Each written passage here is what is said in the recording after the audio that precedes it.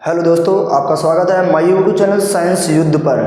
तो आज देखते हैं इंट्रोडक्शन की पार्ट 2, जिसमें पहले इंट्रोडक्शन में मैंने देखा था कि साइंस के बारे में आपने अध्ययन किया था, साइंस किसे कहते हैं, साइंस की उत्पत्ति कहाँ से हुई है। इसके बाद मैं आपको बताया था कि साइंस को कितने पार्ट में डिवाइड किया गया है। साइंस को 3 पार्ट में डिवाइड किया गया है। पहले आपकी फिजिक्स, इसके बाद केमिस्ट्री और बायोलॉजी। ठीक है, हमने फिर फिजिक्स के बारे में भी थोड़ा बहुत अध्ययन किया था, है ना। इसकी उत्पत्ति कहाँ से हुई है ना, इसके लेखक कौन है, इनके पिता कौन है। इसके बाद में फिर मैंने अध्ययन किया था केमिस्ट्री के बारे में, कहाँ से इसकी उत्पत्ति हुई है, केमिया शब्द से उत्पत्ति हुई है ना। जो इसके पिता है वो एंटोनी लेबोसियस हैं। इसके बाद में फिर अध्ययन आपने किया था बायोलॉजी को बायोज प्लस लॉजी से डिवाइड किया जाता है ना। बायोज प्लस लॉजी 2 पार्ट में डिवाइड किया जाता है। बायोज का मतलब होता है सजीव, लॉजी माने अध्ययन, तो सजीवों का अध्ययन बायोलॉजी कहलाता है ना।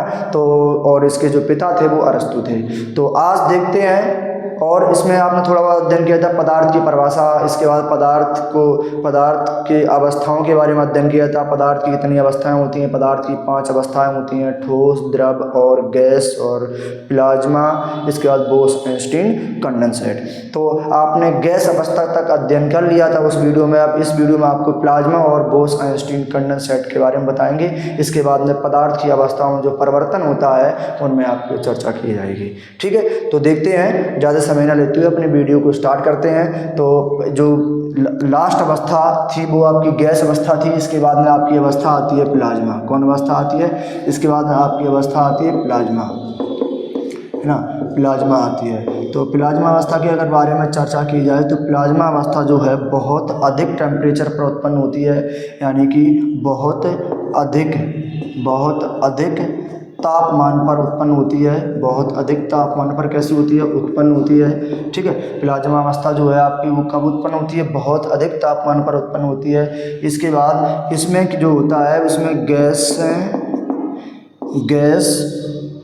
गैसों का आयनन होता है। इसमें क्या होता है? गैसों का आयनन होता है। ठीक है, गैस जो होंगी वो आयनों के रूप में रहेंगी, है ना, आयनों के रूप में रहेंगी। जो गैसों का आयनन है वो क्या होता है? गैसों का जब आयनन होता है तो उसे कहते हैं आयनीकरण। क्या कहते हैं? आयनीकरण कहते हैं, है ना। गैसों का आयनन होना क्या होता है? आयनीकरण होता है। और आयन कितने प्रकार के होते हैं? 2 प्रकार के होते हैं। एक तो आपका कौन सा होता है? पॉजिटिव आयन होता है ना। कौन सा आयन होता है? पॉजिटिव आयन होता है। इसके बाद एक कौन सा होता है?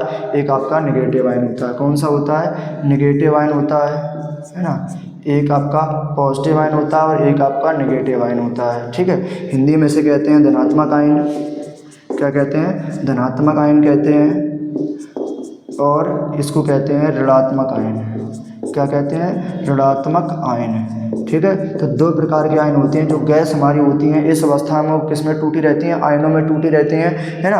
आयन धनात्मक आयन और ऋणात्मक आयन 2 आयन होते हैं। इनमें हमारी गैस टूटी रहती है। जो गैसों का आयनन जो होता है, जो गैसों का आयनन होता है वो आयनीकरण कहलाता है। क्या कहलाता है?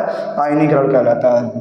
और ये अवस्था यहाँ अगर बात की जाए तो ये वाली अवस्था आपको है सूर्य और तारों पर पाई जाती है। सूर्य और तारों पर पाई जाती है। सूर्य और तारों पर पाई जाती है। ठीक है ना। प्लाज्मा अवस्था है जो कहाँ मिलती है? सूर्य और तारों पर पाई जाती है। जहाँ बहुत अधिक गर्मी होती है, बहुत अधिक तापमान होता है, वहाँ ये अवस्था पाई जाती है। नॉर्मल यहाँ पे पदार्थ किस में रहता है? आयनों में रहता है। नॉर्मल यहाँ पे पदार्थ किस में रहता है? आयनों में टूटा रहता है, बहुत अधिक तापमान के कारण। ठीक है ना। तो प्लाज्मा अवस्था में ज़्यादा कुछ नहीं है ना। बहुत अधिक तापमान पर ये उत्पन्न होती है। यहाँ ऐसे संभव नहीं है कि प्लाज्मा अवस्था आपको मिल जाए। और ये इसमें क्या होता है? गैसों का आयनन होता है। गैस जो है वो आयनों के रूप में टूटी रहती हैं। आयन हमारे 2 प्रकार के होते हैं। कौन कौन से होते हैं? एक तो आपका पॉजिटिव आयन होता है, एक आपका नेगेटिव आयन होता है। ठीक है ना, 2 प्रकार के होते हैं। इसके बाद जो ये अवस्था है वो कहाँ पाई जाती है? ये अवस्था सूर्य और तारों पर पाई जाती है। आपने देखा होगा, है ना, टीवी सीरियल में आपने देखा होगा जो स्वर्ग का दृश्य चलता है उसमें क्या होता है? जो बाबा वगैरह होते हैं वो आधे धुएं में डूबे रहते हैं। जो धुआं होता है वही प्लाज्मा अवस्था होता है ना। वो जो धुआं टाइप का होता है वो क्या होता है? प्लाज्मा अवस्था होता है।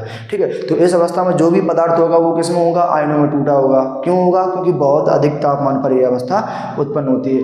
या कहीं भी परमाणु बम विस्फोट होता है वहाँ भी ये अवस्था उत्पन्न हो जाती है, क्योंकि वहाँ भी बहुत ज़्यादा क्या होता है, तापमान होता है, ठीक है। तो ये प्लाज्मा अवस्था के बारे में है, ठीक। इसके बाद अगली आपकी जो नेक्स्ट अवस्था है वो कौन सी है, बोस-आइंस्टीन कंडेंसेट। कौन सी है, बोस-आइंस्टीन कंडेंसेट। तो स्क्रीनशॉट इसका ले लीजिए।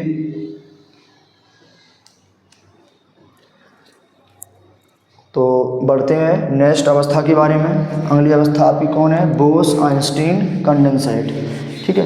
तो इसके बारे में थोड़ा चर्चा करते हैं। नॉर्मली ये दो अवस्थाएं हैं वो संभव नहीं है। नॉर्मली ये दो जो अवस्थाएं हैं वो आपकी संभव नहीं है ना। एक आपकी प्लाज्मा अवस्था और एक बोस-आइंस्टीन अवस्था, ये नॉर्मली आपको संभव नहीं है, ठीक है। नेचर में ऐसे नहीं मिलती हैं, इनको डिजाइन किया जाता है, इनको बनाया जाता है। तो हम पढ़ते हैं कौन सी अवस्था है आपकी, है बोस-आइंस्टीन। कौन सी है, बोस-आइंस्टीन कंडेंसेट।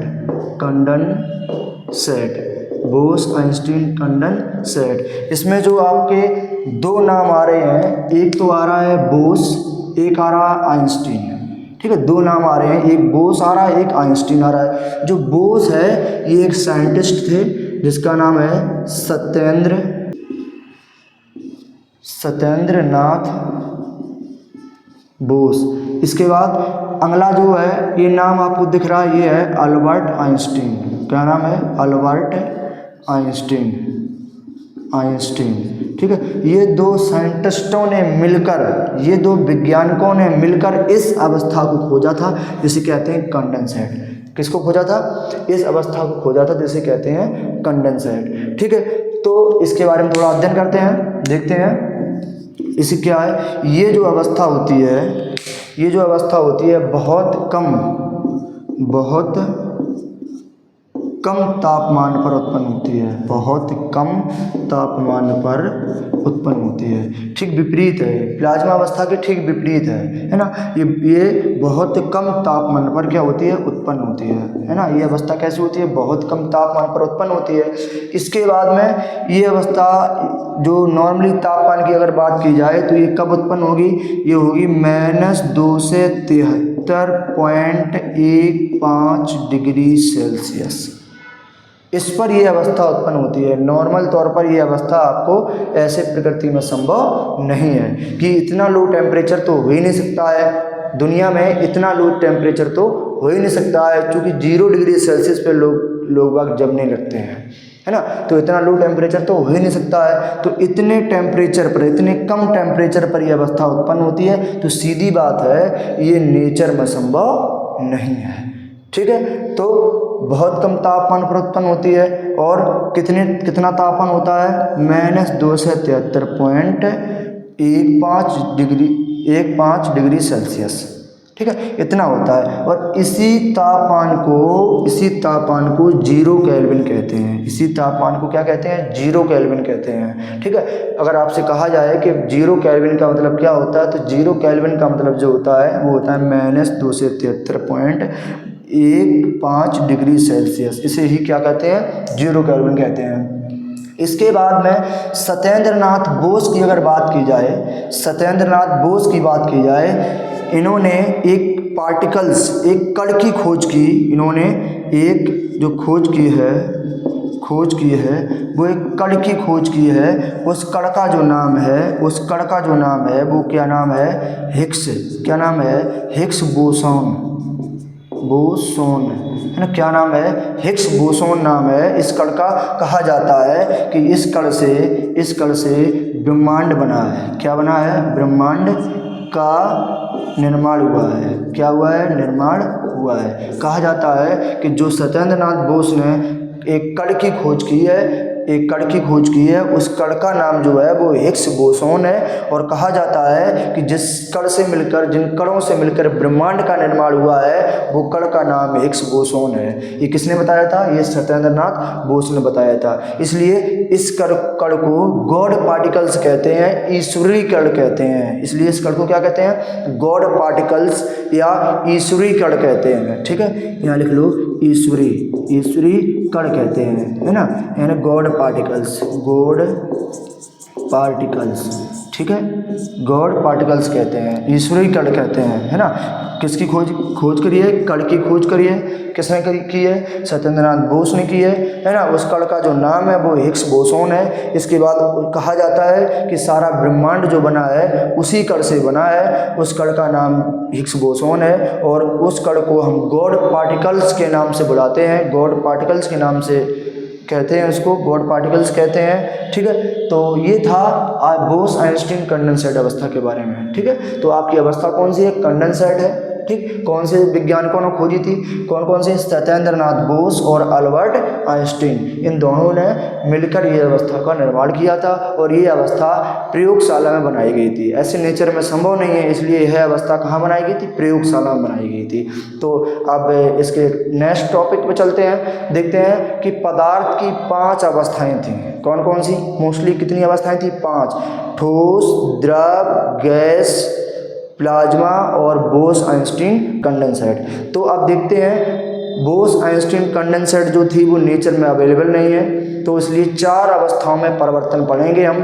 ठोस का द्रव में और द्रव का ठोस में, है ना। और इसके बाद में फिर किसका है? द्रव के बाद फिर इसके बाद में है ठोस का द्रव में, फिर द्रव का गैस में, गैस का प्लाज्मा में, है ना। इसका अध्ययन करेंगे। ये इतनी अवस्थाओं का अध्ययन हम करेंगे परिवर्तन में।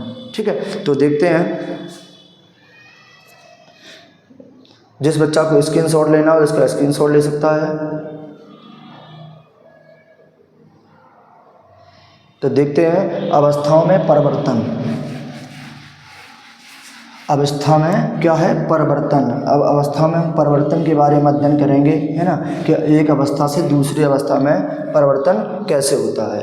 तो देखते हैं एक अवस्था से दूसरी अवस्था में परिवर्तन कैसे होता है। ठोस अवस्था से द्रव अवस्था में, द्रव अवस्था से गैस अवस्था में, गैस अवस्था से प्लाज्मा अवस्था में, गैस अवस्था से किसमें? और प्लाज्मा अवस्था में। तो इन अवस्थाओं में परिवर्तन किस प्रकार से होता है, इसे क्या कहते हैं, उसका अध्ययन करेंगे।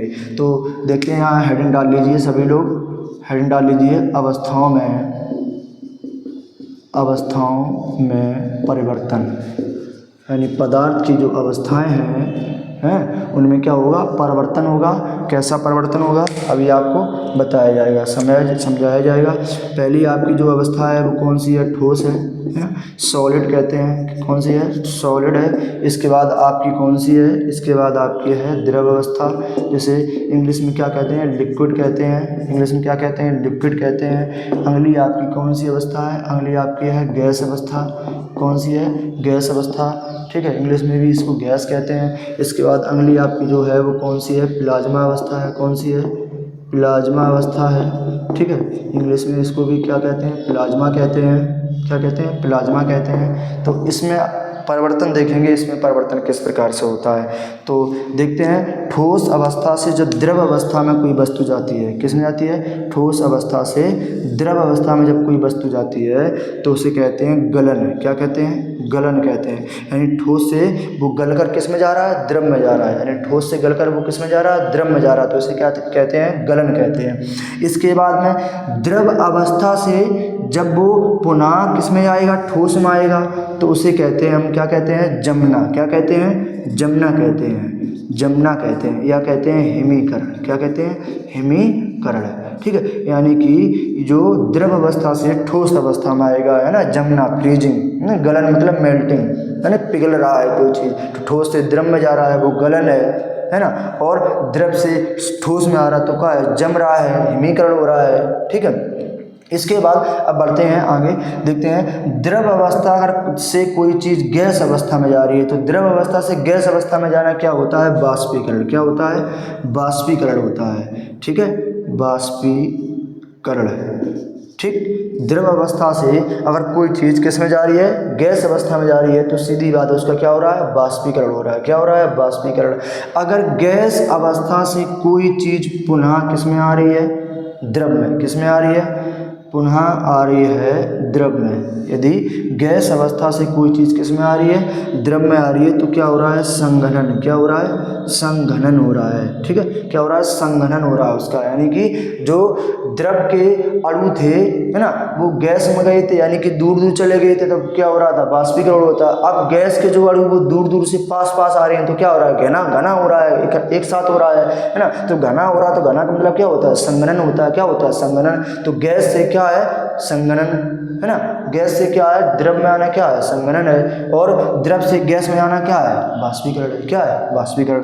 अब ठोस से सीधा चला जाए गैस में, तो उसे कहते हैं ऊर्ध्वपातन। क्या कहते हैं, उसे कहते हैं ऊर्ध्वपातन।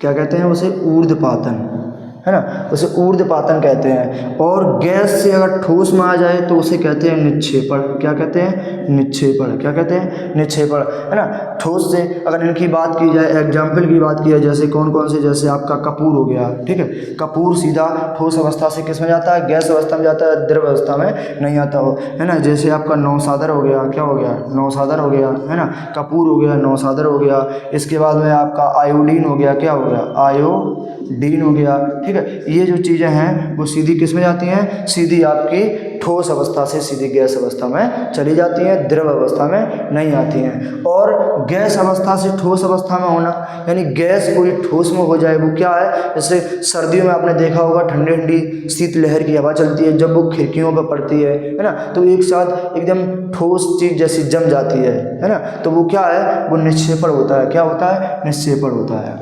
ठीक, इसके बाद में अब एक परिवर्तन बचा आपका, कौन सा, गैस अवस्था से प्लाज्मा अवस्था में। किसमें, गैस अवस्था से प्लाज्मा में। तो जब कोई चीज़ गैस अवस्था से प्लाज्मा में जाती है तो सीधी बात है, गैस का क्या हो रहा है, आयनीकरण। क्या हो रहा है, आयनीकरण होता है ना।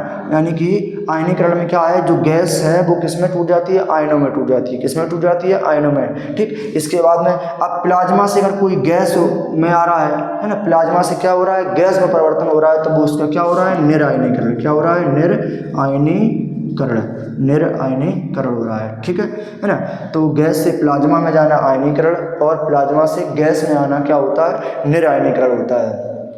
तो हमने आपको बहुत ही बेहतरीन तरीके से अवस्थाओं में परिवर्तन के बारे में समझा दिया है, बहुत अच्छी तरीके से एक ट्रिक के साथ समझा दिया है कि ठोस अवस्था से अगर कोई गैस द्रव अवस्था में जा रहा है तो गलन होता है, और द्रव अवस्था से अगर कोई चीज़ ठोस अवस्था में जा रहा है तो वो जमना या हिमीकरण होता है। इसके बाद अगर द्रव अवस्था में कोई चीज़ रखी है तो वो अगर किस में जा रही है, गैस में जा रही है, कोई पदार्थ द्रव अवस्था में अगर वो गैस में जा रहा है तो क्या होता है, बाष्पीकरण होता है। और अगर गैस अवस्था से कोई चीज़ द्रव अवस्था में आ रही है तो वो क्या होता है, संघनन होता है। इसके बाद डायरेक्टली अगर ठोस अवस्था से सीधी कोई चीज़ गैस अवस्था में जाती है तो क्या कहलाता है, ऊर्ध्वपातन कहलाता है। ऊर्ध्वपातन में मैंने आपको एग्जाम्पल दे दिया, कपूर हो गया, आयोडीन हो गया, नौसादर हो गया, ये सब कैसे हैं, ऊर्ध्वपातन में आते हैं। इसके बाद में अगर कोई गैस जो है वो ठोस अवस्था में डायरेक्ट आ रही है तो उसके लिए मैंने बता दिया कि जब सर्दियों में ठंडी ठंडी हवा चलती है ना, जो सर्दियों में ठंडी ठंडी हवा चलती है वो क्या होता है, वो खिड़कियों पे जब जाके टकराती है तो उसमें एक लेयर टाइप की जम जाती है ना, परत टाइप की जम जाती है। वो कौन सी अवस्था होती है, वो कौन सी हो जाती है, वो हो जाती है निक्षेपण। क्या होता है, वो निक्षेपण होता है। इसके बाद में अगर कोई अवस्था जो है गैस से प्लाज्मा में जा रही है तो वो आयनीकरण होता है। क्या होता है, आयनीकरण। अगर प्लाज्मा से कोई गैस में आ रहा है तो क्या होता है, निरायनीकरण होता है।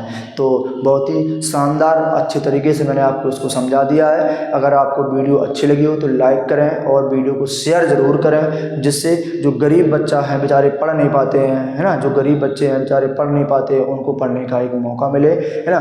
फ्री कंटेंट मिलेगा मेरे चैनल पे, आपको सारी वीडियो फ्री मिलेंगी और topic by topic complete science का सिलेबस आपको दिया जाएगा। ये नहीं है कि कोई टॉपिक छोड़ दिया जाए। तो यदि मेरे चैनल पर नए हो तो चैनल को सब्सक्राइब जरूर कर लें, जो कि मुझे एक सपोर्ट मिले, जिससे हम आपके लिए एक बहुत ही बेहतरीन और शानदार न्यू वीडियो के साथ अगले दिन मिल सकें। टाइम हो गया है अलविदा का, तो मिलते हैं नेक्स्ट वीडियो में, तब तक के लिए जय हिंद।